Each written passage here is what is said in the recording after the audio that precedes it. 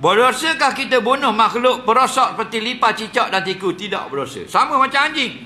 Anjing ni macam-macam jenis anjing. Ada anjing yang haram kita bela. Ada anjing yang harus kita bela. Semua tu jenis anjing, jenis comel, jenis lawa, jenis handsome, jenis huduh, jenis hitam, jenis telinga pendek, telinga panjang, telinga lidah terjelek atau macam-macam. Dua jenis anjing saja yang disuruh bunuh. Nombor satu, anjing yang mencederakan orang, yang gigit orang, akur dipanggil. Okey.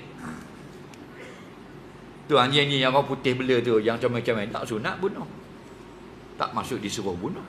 Yang disuruh bunuh yang gigit orang. Gigit budak-budak balik sekolah, gigit postman, gigit bunuh dia, gorek hu. Faham lagi? Ha. Yang kedua, anjing gila. Kerana apa? Kerana anjing gila bawa wabak penyakit. Faham? Disuruh bunuh. Ha. Jadi ada sebab. Kerana menghentikan penyakit. Dah.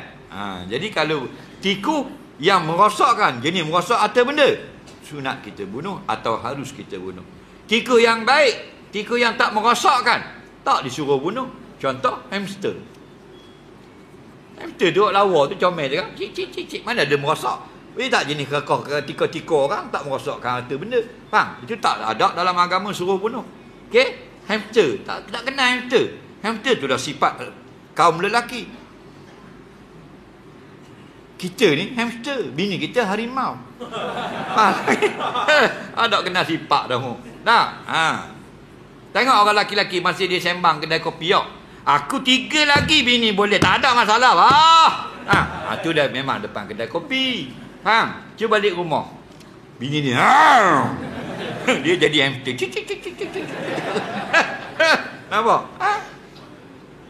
Ahli parlimen tak orang ni.